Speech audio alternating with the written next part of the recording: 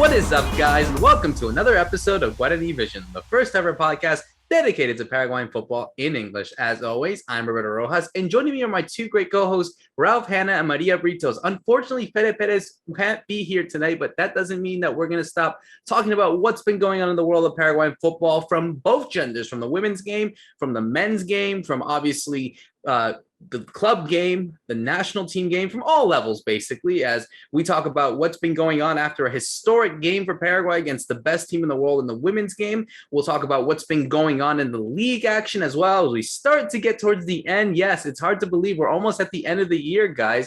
And also, obviously, as we celebrate our 1-year anniversary, we also need to focus on another Paraguayan team that hopefully can do well on the international stage. I'm not talking about the national team, of course. I'm talking about Libertad, who are going to be playing in the Sudamericana semifinals this week against Red Bull Bragantino. Obviously, a big game for all of us who support Paraguayan football. So I'm excited about this. Let's get straight to it. Let's go. Which way to South Beach, though? Because you guys are both, and let's go to Ralph first. Ralph, how are you? And it's funny that I'm talking to you, that you are a bit more happier because we're in another group chat, Maria, and I'd mentioned that ever since I started working for NBC, Arsenal have started winning games. So clearly, I think you're expected to win basically the Premier League because I'm going to be working all those weekends. Roberto, you're the opposite of the Mufa, which I'm going to say even before Maria gets in, she's a Mufa because she went to Miami Dolphins at the weekend and they lost. So there you go. Yeah, we're going well with Arsenal. And we got lots of stuff to talk about, lots of things to celebrate. Two teams that are celebrating in the lower divisions. We have General Caballero of Juan León Mallorquín. They recently played a Paraguayan Cup game against Cerro Porteño. They have been officially promoted from Intermedia for the first time in their history. They're going to play in Primera. That will be starting, of course, in 2022. But they've opened up such a gap in that second division that they've already secured promotion. So congrats to them. And then another General Caballero, but from Zevallasque, they're down in fourth division in Primera C. They also crowned themselves champions at the weekend with Vladimir Marin, the ex-Libertad and Olimpia player. He's 41. He's stopped playing. He's come back to play again, and he scored a goal Olímpico right from the corner spot in his 41 years of age. I think he had 3 assists in that game. And so that's, a great showing from the veteran, and they're going up, which is good. By the way, for people who want to know why they called General Caballero, who is General Caballero? He's the founder of the Colorado Party in Paraguay, which is the current party in power, the political party in power, founded just after the Triple Alliance War. So we have lots of teams that are named after famous people in history, and that's why you end up having these two teams in totally different sides of the country named after the same person. A very interesting history stat to give to us here at Guarani Vision, Ralph. And Maria, I mean, certainly after it could have been worse for Miami in terms of the Dolphins, but we got to talk about what's been going on with Olimpia. I mean, they just got a new manager, but I think for them, they just want this year to end at this point and just start afresh for 2022. Oh yeah. Hey guys, how are you? How's everyone? It's definitely getting worse and worse for Olimpia. If you've been following them, they did get a win last time around, but this time it looked like they were getting better, but at this point, I don't think that they want, like you say, I think they want to end this season already and call it a day and continue on for next time. Definitely having a new coach, Gutierrez, who, by the way, we know nothing about. He comes out of nowhere. He's which I didn't get to mention last time around. He's from Uruguay, so he is also another Uruguayan that will take over Olimpia, and he did have a couple of winning streaks and took the Team Nacional, I believe, from Uruguay to the championship. I believe it was 2 times. So he does have some good things going on for him that probably caught the attention of Olimpia. So that's why they probably decided to hire him. And apparently he also took this team nacional from the bottom all the way to the top. So hopefully this is something that he can handle. But by the looks of it, he already got a bad start, losing 2-1 against Nacional as well from Paraguay. And we'll see. He's a very, from what I've read, he's a very defensive coach. And something that he did mention again in this, right after the match for Olimpia, he did mention that Olimpia's defense needs a lot of work. They need to work on, you know, cutting the plays from the opposite team is what he mentioned. And another very odd thing, which I found kind of ridiculous, but we'll see what kind of character this guy Gutierrez. But he did mention that one of the things that didn't work out for Olimpia was the wind. I'm not sure why. It was very odd for him to mention that. I've never heard anyone say that before, but we'll see. At this point, Olimpia is the last in the table. They need to do something. They need a break to continue and hopefully at least get into mid-table, because finishing last, you can't as a top team of the country, you can't finish last. That's kind of unacceptable in my opinion. Well, not just there that. is some good news. Sorry, Roberto. There is some good news if he mentioned the wind, because I think Jurgen Klopp, he blamed the wind in a game early on at Liverpool. So maybe this is some genius manager that blames the wind when they're not doing well in their first season. You never know. Human nature Mother Nature is definitely trying to get all the blame here instead of Olimpia. But not just that, and it's a good point that you mentioned, Maria. You do want Olimpia to be in that kind of mid-table spell, because actually, if you think about it, Olimpia currently are in 5th place when it comes to qualification for the competitions, for the continental competition. So for the Sudamericana and the Libertad. So, you know, obviously the top 4, as we all know, qualify to the Libertad. The top 2 qualified to the group stage. 3rd and 4th place qualified for the 2nd and 1st stage respectively, and then 5th and 6th place head to the Sudamericana. Olimpia, if they really want to go for that Libertadores, and you know they needed to get that win over Nacional, which unfortunately they couldn't, they need to start picking up points fast, because I don't see them dropping out of the top 6. It's when you look from 6 to 7 is a 3-point gap, which it could happen. I mean, Olimpia may screw up here, but certainly with the quality that they have what it takes to qualify at least to a continental competition.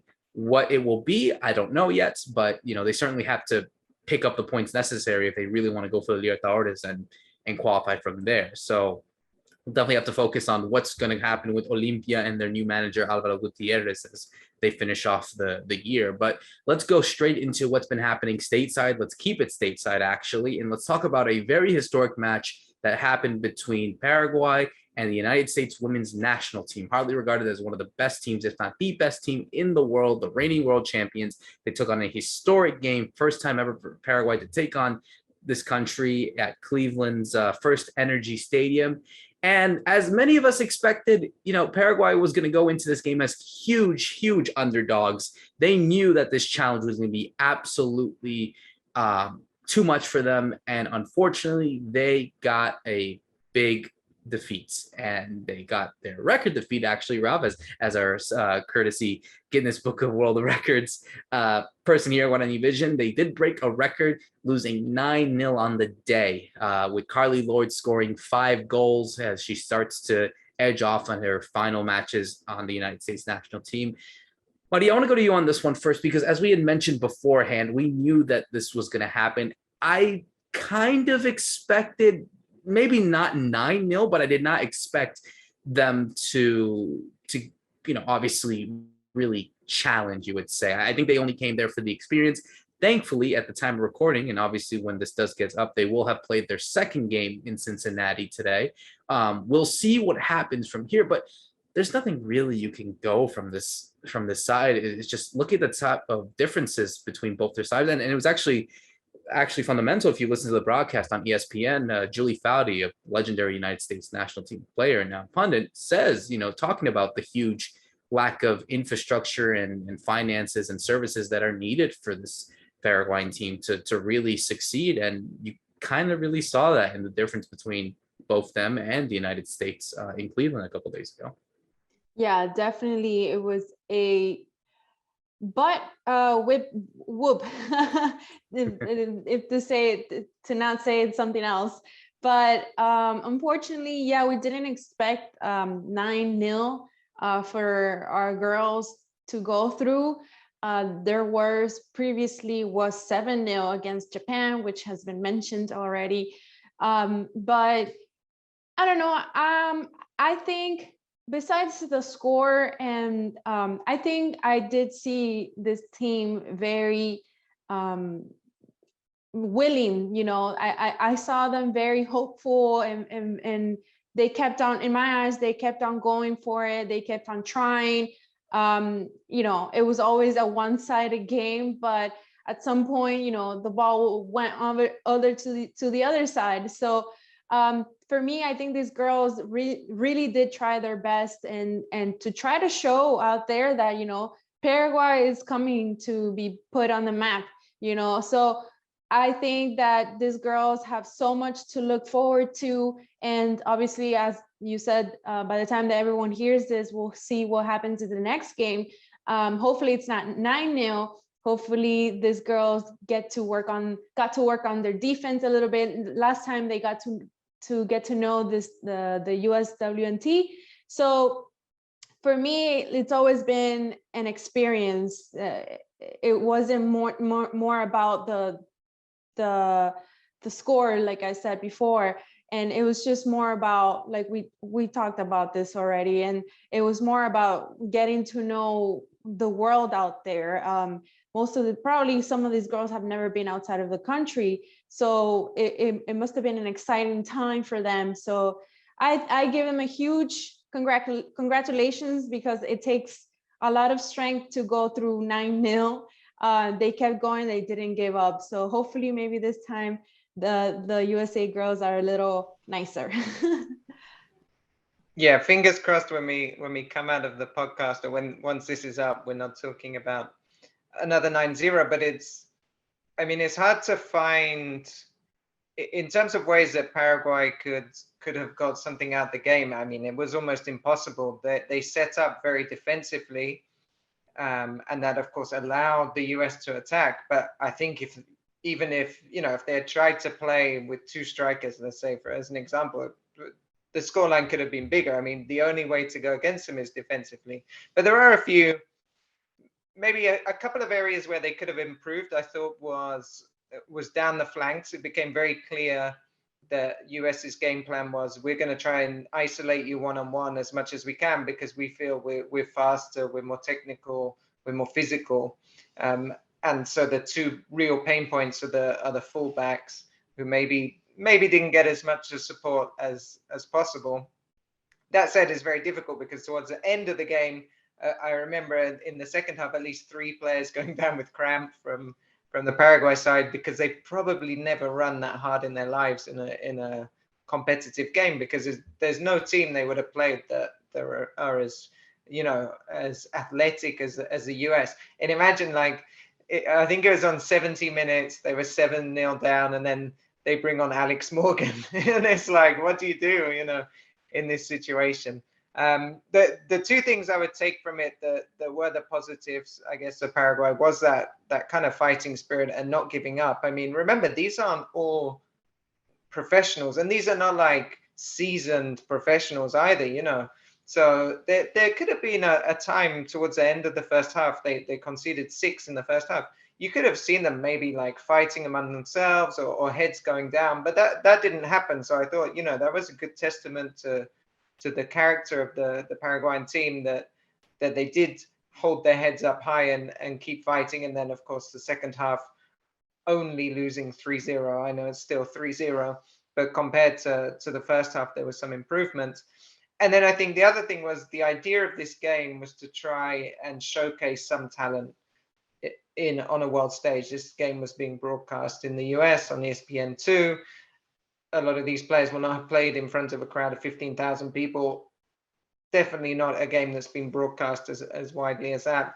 And so there's a couple of players, you know, maybe some scouts might have had their eyes on, like someone like Fanny Gauto, who's very strong midfield, maybe the only player that at times you felt she could win a 50-50 or a one-on-one battle. And then when Ramona Martinez came on towards the end, she got a nice nutmeg in down on the flank, and she looked very bright and very exciting to watch. Those people that know about the local league, she scored a bunch of goals at Capiatá in the Apertura, and then she's been signed by Olimpia for the Clausura she played, and she's one of the more exciting young talents that they're in that team. So there are a couple of positives, but ultimately what they really need are those friendlies that they should have played, which was against Colombia, but it all got cancelled because of COVID. But those kind of games, they're going to need some in warm-up for the Copa America to really then measure themselves up against the rest of CONMEBOL. Yeah, and I think even I saw some people on Twitter talk about how good the goalkeeper did, Cristina Recalde, of who's playing at Pan Grande in Spain. So clearly there is some sort of positive, even if the result didn't show that way. But yeah, I think, there are very few conclusions that could be made, at least from a positive standpoint for Paraguay, other than this is something that they're going to have to look back and hopefully, look at as a way of trying to be a source of motivation in a way. I think that's certainly one to focus on as they, obviously head for the Copa America Femenino, which will obviously determine the qualification for the World Cup next year, in 2 years' time. So yeah, I mean, let's see what happens in the second game. Obviously, that will be played in about a couple minutes at the time of recording. So yeah, well, but credit to them, I think, for not giving up. That they knew that they came into a huge challenge, and they went to the end. And I expected that kind of attitude, hopefully in the second game as well, that they do feel this way, and that they can move on and improve on what needs to be done and learn from it more than anything. Because I think that's ultimately what it is, not just to compete, not just to obviously get the result that it was needed, but obviously to use it as a learning process, because it's the best team in the world. There's no one better to learn from than obviously the United States national team. So credit to them, and hopefully that they can show up in a better game in the second game. Switching gears to what's been going on in the club game, obviously, as we had mentioned in the earlier at the top of the episode about the league, we did see a crucial game that I think was going to determine how the league was going to be set up. It was Guarani against Cerro Porteño last weekend at La Nueva Olla, and it ended in a dull 0-0 draw, where in a way, definitely, I'm going to you on this one, Ralph. I think it's definitely a huge result for Guarani in their terms of really edging close to the league, because they haven't lost a single game yet. 9 games so far, 6 wins, 3 draws. It was the battle between the best offense and the best defense before them both canceling out. But you think Guarani, despite getting this draw, come out as the real winners of this contest? I think so. It's like you said, it was Guarani went into the game having scored 25 goals. Cerro went into the game having only conceded 4. So I was torn between, is this going to be like a really high scoring game because maybe Cerro will be drawn out by Guarani, or will it be really low scoring as Cerro try and stop Guarani from playing? In the end, it was a combination of both, I thought, because Chiqui Arce set his team up to attack in possession. Okay, he only played with 1 striker, which was Morales. He didn't go with 2 up front with Morales and Boselli. Boselli was on the bench. But it was an attacking style. He was looking to dominate territory in possession. So I thought, okay, maybe we could have a good game on our hands here if Guarani win the ball, and they're very good in transition, so they can break and we can see something happen. But it didn't transpire. That like you mentioned, Roberto, the game sort of petered out a bit towards maybe 60-70 minutes when neither team had managed to break through. And then around that point, we saw that Fernando Cubero, the coach of Guarani, was happy with a point, because the substitutions he made at that point suggested he was quite happy with this result. And you're right, the result is definitely better for Guarani. They maintain that 5-point gap at the top. I guess Cerro will be happy. Okay, at least we didn't lose, because of course, if they had lost, then it becomes almost insurmountable, that lead at the top going to 8 points. With 5 points, they're still there. They're still sniffing around. We're now in the last half of the season. You need Guarani to slip up once and Cerro to take advantage, and then there will be another game between the two at the end of the season that could end up defining the championship. So, yeah, I mean, Cerro aren't out of it, but everything is in Guarani's favor. And we've seen this many times with Juero, specifically with Guarani 2015, 2016. Maybe this is the time that he finally wins a championship with them. Remember, he's won it once, but that was with Libertad.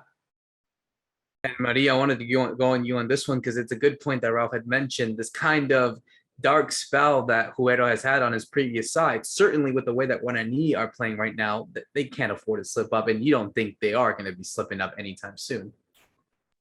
Oh no, look at the points, you know, in the table. It's getting, the point difference is getting bigger and bigger for Guarani. So they're definitely going up top. I like the word they're playing.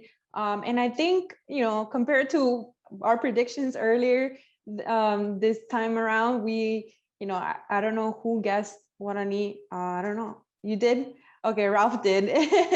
But I think they definitely deserve to get this one. You know, they went through so much last season in the Apertura. So for them to win this this clausura will be tremendous.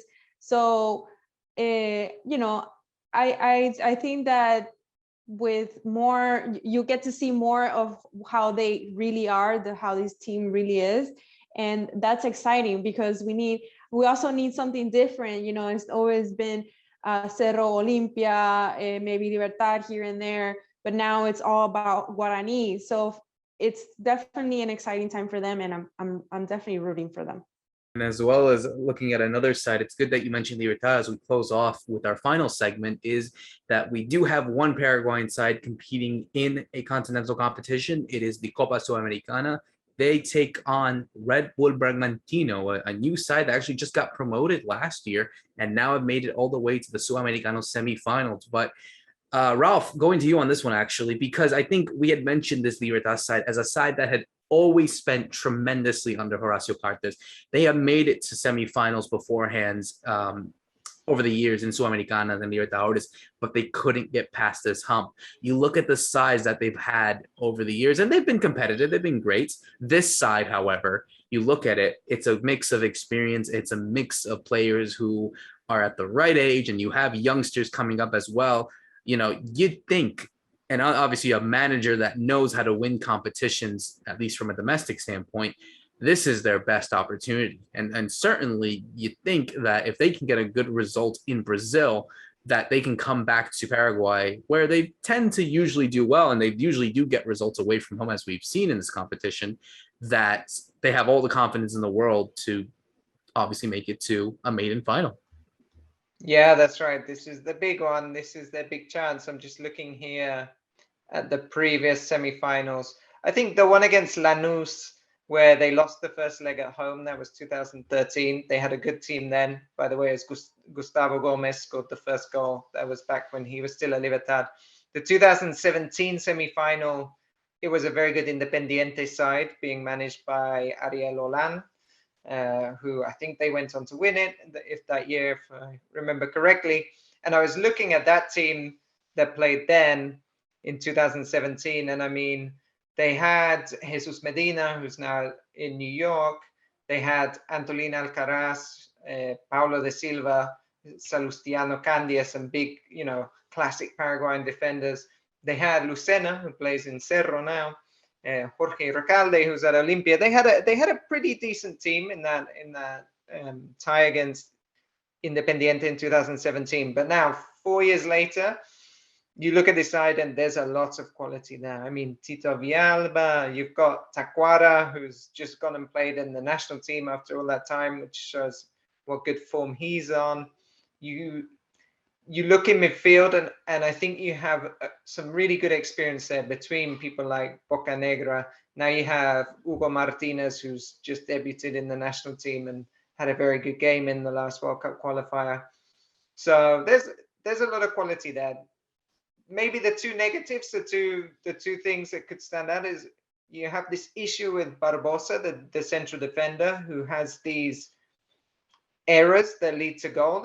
They're like lapses in judgment or lapses in concentration, because generally he's a good player, but he has these moments where I don't know if it's a lack of concentration or there's some kind of communication within defense midfield, but he's often too far up the pitch or he's dragged too far to one side. So that's something that I'm sure Bragantino were looking at to try and expose.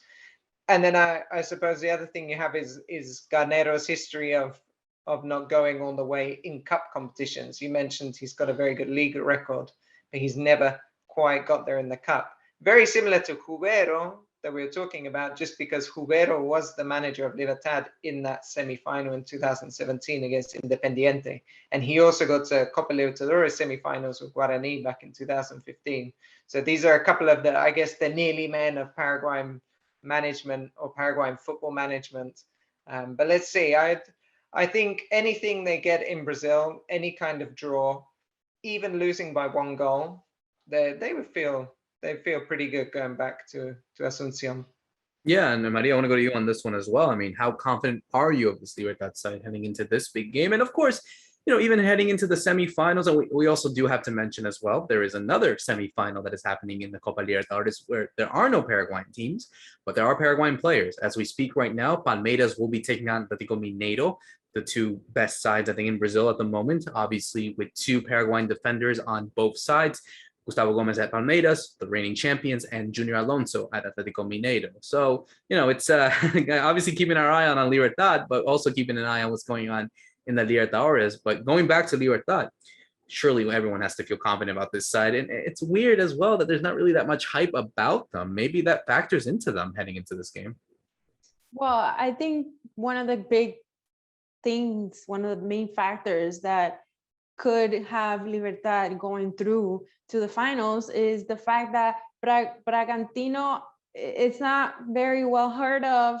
They're in the semifinals, but I haven't seen them play either, don't take my word, but that's something that, a team that they've never met before could also be, something good, because you don't know how they play, but you've seen them, and it's like your first chance to put your foot forward. I don't know if I'm getting my word through. No, it's uncharted territory for both exactly teams.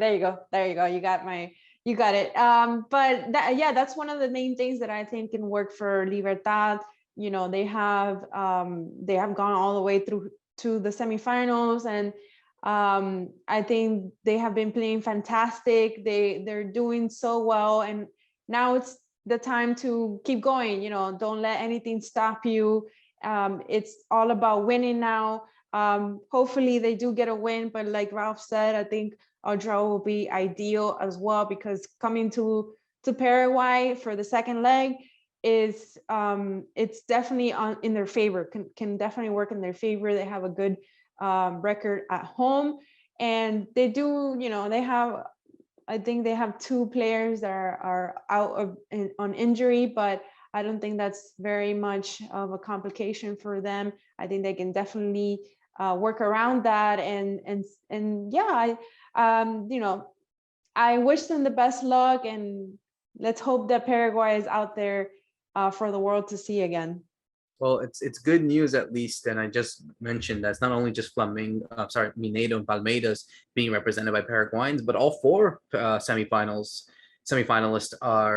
have at least a Paraguayan on the side. Flamengo have Robert Pires Zamota, and on Barcelona Guayaquil, William Riveros, a player that maybe no one has really heard about as much, but he plays there. He's been there for quite some time. He did play in Argentina actually for many years, but he started out at Sportivo Trinidense about a decade ago. So I guess we can congratulate whoever the Libertadores champion will be, because we will see a Paraguayan lifting that trophy at the end of the year. But yeah, I think going back to Libertad, I think it will definitely be a good experience for them to obviously go out there and take on a a really good side as Red Bull Bragantino are. They've had a good competition as they had, but I think they know this opportunity is out there. They know they could take advantage of it, and they just need to get a good result over there in Brazil that allows them to hopefully not play with too much pressure back at home at the Defensores, with fans back at the stadiums and trying to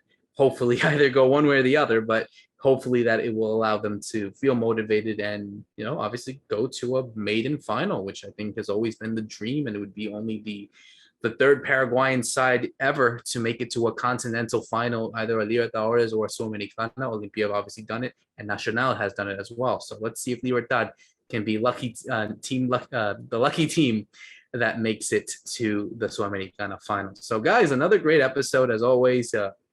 Obviously want to thank everyone for listening in, for tuning in. We got a lot to mention, as we know, heading into the next few weeks with the World Cup qualifiers back in action. Obviously, what's going on with the league. See what happens with the Libertadores and Sudamericana with our Paraguayans in action. And, of course, the players abroad as well. I think certainly that's always one to keep an eye out for. But I got nothing more else left on the docket, so I think it's a great way to close this episode. So for myself, Roberto Rojas, Ralph Hanna, and Maria Britos, thank you so much for listening to another episode.